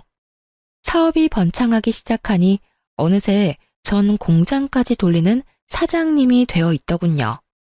워낙 기술이 좋으신 어르신들이 입사해 주신 덕분에 좋은 퀄리티의 의류를 완성할 수 있었고 꾸준히 매출이 상승해 주었습니다. 그렇게 전 오래 꿈꿔왔던 일을 이룰 수 있게 되었어요. 바로 절 혼자 키우느라 고생이 많으셨던 엄마에게 집을 장만해 드리는 일이요. 정말 그런 날이 오면 좋겠다 하고 꿈만 꿨었는데 이런 날이 오다니 행복하더군요. 전 조금이라도 괜찮은 집을 찾아보려 발품을 팔고 다녔고 그날도 아침 일찍 중개사분을 만나 집을 돌아보고 있었어요. 공장으로 출근을 해서 저도 제작을 하고 있던 터라 아침밖에 시간이 되지 않았죠. 중개사분과 인사를 나누고 엘리베이터를 탔는데 그곳에 생각지도 못한 인물이 있더군요. 그 인물은 바로 청소부 옷을 입은 전 시모였습니다. 청소 도구들에 둘러싸인 전 시모를 보는데 전 꿈인가 싶었어요. 하지만 저를 발견한 전 시모가 호들갑을 떨며 아는 척을 해오는데 아, 현실이구나 싶더군요. 어머, 얘, 너 여기 웬일이니? 너 여기 사니? 아니요, 그건 아닌데 볼 일이 좀 있어서요. 순간 자신이 청소부 옷을 입고 있다는 사실마저 잊은 것인지 호들갑을 떨며 아는 척을 해오던 전시모는 아래 위로 훑는 제 시선에 멋쩍은 듯 묻지도 않은 사연을 줄줄 뱉어내기 시작했습니다.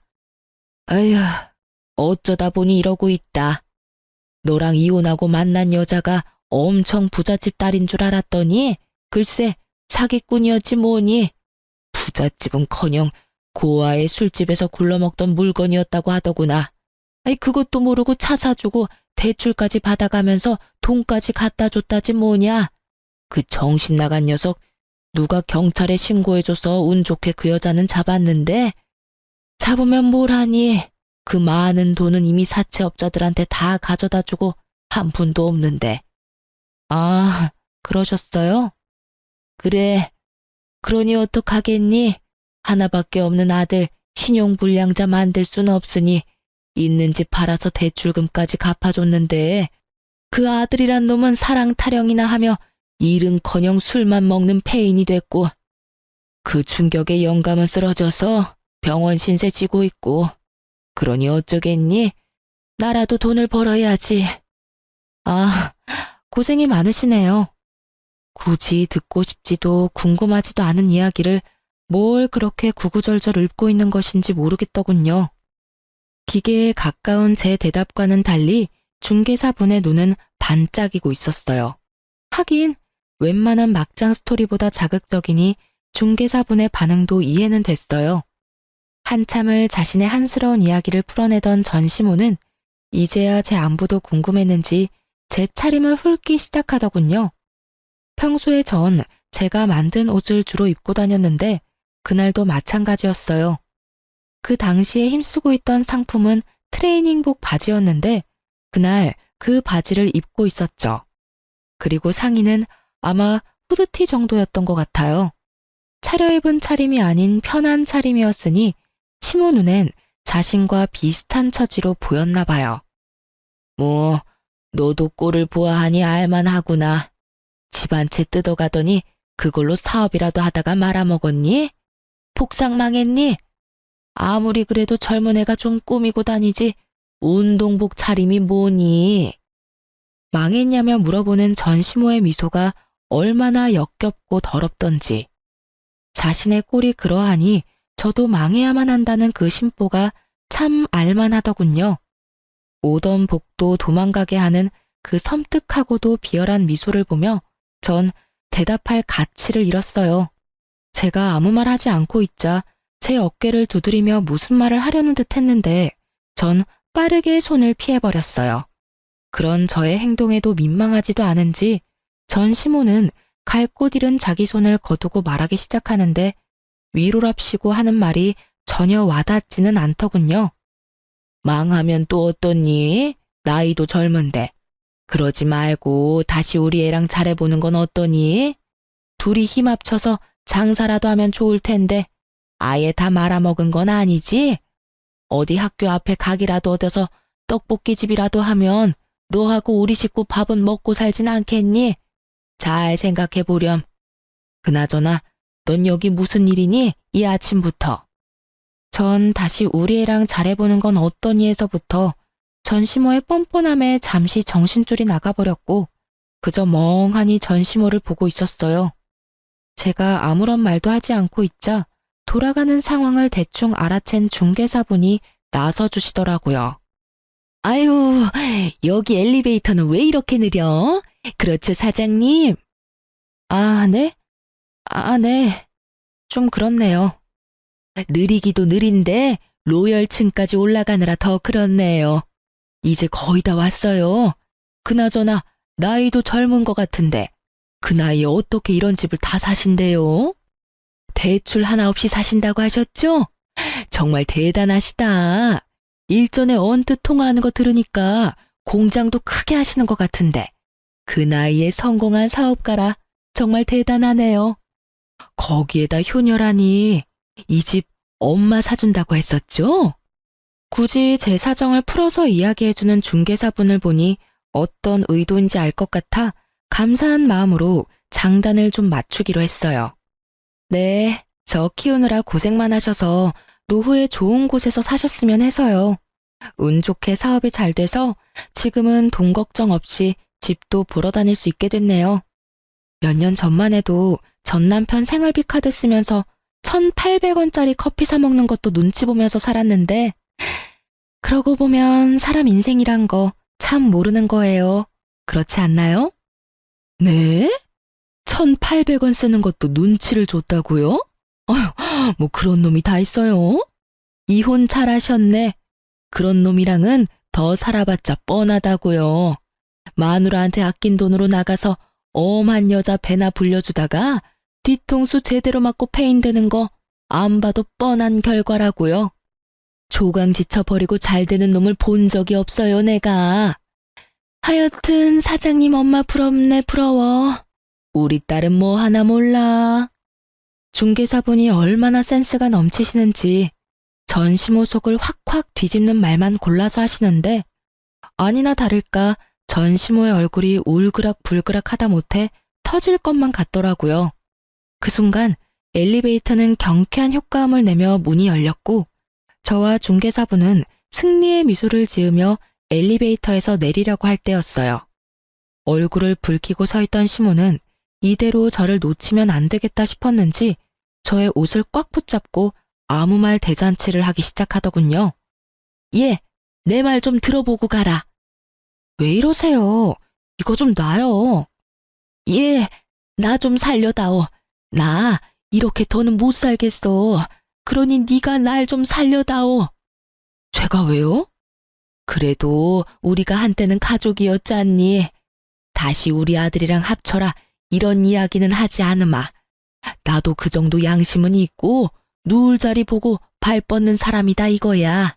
대신 이혼할 때 뜯어갔던 그 아파트 값은 다시 내놓으렴. 너 들어보니 돈도 많이 번 것 같고 이 정도 아파트 대출도 없이 살 수 있는 능력이면 그 정도 돈은 껌값 아니니? 그러니까 그 돈은 다시 뱉어내란 말이야. 네가 그 돈만 다시 돌려주면 내가 2번 다신 네 눈앞에 띄지 않으마. 너도 나 이렇게 사는 꼴 봤으니 마음이 편치 않을 거 아니냐. 너 착한 애잖니. 불쌍한 사람 보면 그냥 못 지나치는 그런 애잖니. 지금 나만큼 불쌍한 노인네가 또 어디 있겠어? 하나뿐인 남편은 쓰러져서 병원 신세 나지고 하나뿐인 아들은 술만 먹는 폐인이 되어버리고 나 불쌍하지 않니? 그러니 그 돈 다시 토해내란 말이야. 참 뻔뻔하시네요. 가족? 절 단 한 번이라도 가족으로 생각하신 적이 있으셨나요? 제 기억엔 단 한순간도 그런 적이 없었는데 이제 와서 가족 타령이라니요. 그리고 지금 그쪽 모습 하나도 안 불쌍해요. 너무 잘 어울리셔서 깜짝 놀랐는걸요? 그러니 천직이다 생각하시고 부지런히 일하세요. 전 제 돈 드릴 생각은 전혀 없으니까요. 그 돈이 왜 네 거야? 엄연히 우리 아들 돈으로 산 아파트였는데. 네가 우리 아들한테 협박해서 뺏어간 거 누가 모를 줄 알아? 내놔, 내놓으라고. 내가 너 그 돈 줄 때까지 괴롭힐 거야. 내가 그 돈 꼭 받아내고야 말 거라고. 아니다. 아가, 내가 미쳤었나 봐. 방금 전에 내가 한 말은 있거라. 아가야, 그러지 말고 한 번만 도와주면 안 되겠니? 그 돈 다 주는 게 싫으면 그 반만 줘도 된단다. 아니, 그 반에 반이라도 괜찮아. 심지어 정신이 오락가락하는 전시물을 보고 있는데 이대로 있다간 정말 큰일 나겠다 싶더군요. 전 전시모의 손을 획 뿌리치며 엘리베이터를 벗어났어요. 그리곤 닫히는 엘리베이터 문틈 사이로 말해주었어요. 꿈도 꾸지 마세요. 단돈 1원도 드릴 일은 없을 테니까요. 닫히는 문틈 사이로 전시모의 표정은 정말 가관이었습니다.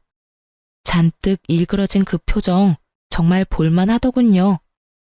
엘리베이터 안 전시모는 절규하기 시작했고 제가 집을 다 둘러보고 나올 때까지 여전히 제가 있는 층에서 절규를 멈추지 않고 있더군요.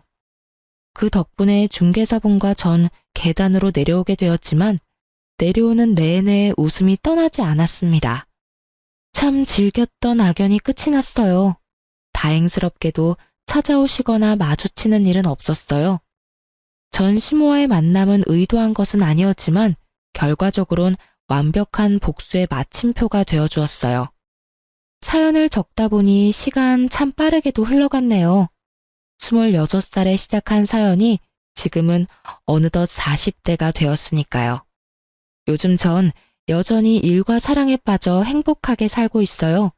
생각해보니 제대로 연애도 해본 적이 없네요. 연애 비슷한 건 했는데 영 재미가 없더라고요.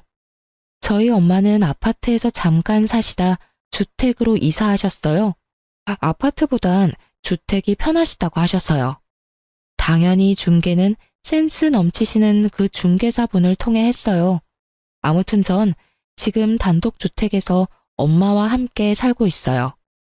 올여름엔 엄마와 함께 해외여행을 계획 중인데 저희 둘 다 해외는 처음이라 긴장 반 설렘 반으로 벌써부터 짐을 챙기고 있어요.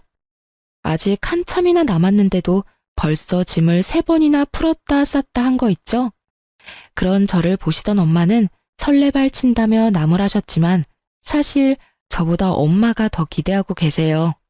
몰래 영어 공부하시는 거 제가 다 봤거든요. 이혼을 하고 난 뒤 제 모든 순간순간이 다 꿈만 같네요. 2,000원도 안 되던 커피 사 먹는 것도 눈치가 보이던 그때 비하면 지금은 여느 제발 부럽지 않네요. 이혼 타이틀을 붙게 됐지만 지금이 1000배 만배는 행복해요. 이로써 저의 인생 역전 이혼 스토리가 끝이 났네요. 어떻게 들으셨을지 궁금하네요.